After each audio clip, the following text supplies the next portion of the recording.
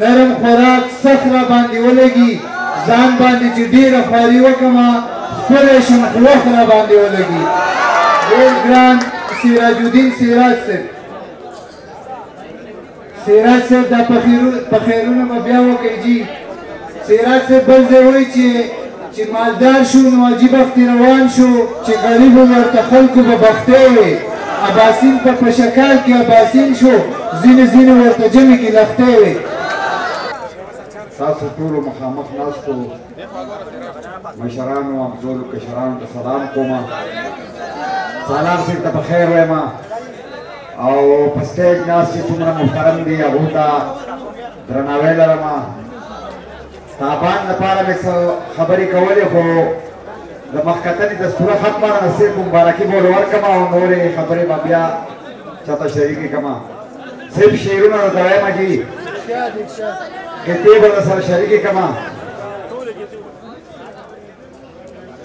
ابراهیم دیولی صاحب یو فرمایش وکړی چې د امرود هغه ووایم زه یم چې ستاسو کور کې امن دی مزې کوئ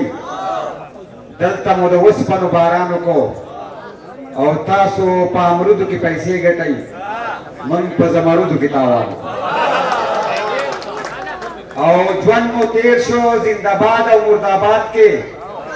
ډېر برباد زموږ په چغو زنده‌باد شو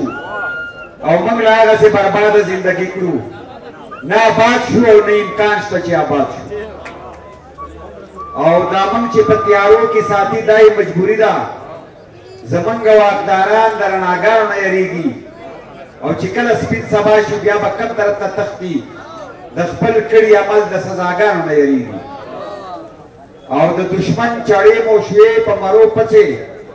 ومو نه کړې اتفاق طرف ته هڅې او په هر حال کې درد زمونږ مقدر دی که د ښۍ ډډې لولې او که د ګڅې مننه جي او چېرته چې انصاف مینه یووالی وي هلته په یو بل د خلکو زړه سوځي او دلته کې د ظلم تنور ګرم دی ځکه خو د وچ سره لامده سوځي او د زورورو غاصبانو لاس نیولی نه شو غلي ناس ښیو بس دی څه مظاهرې به کوو او د خپل نفاق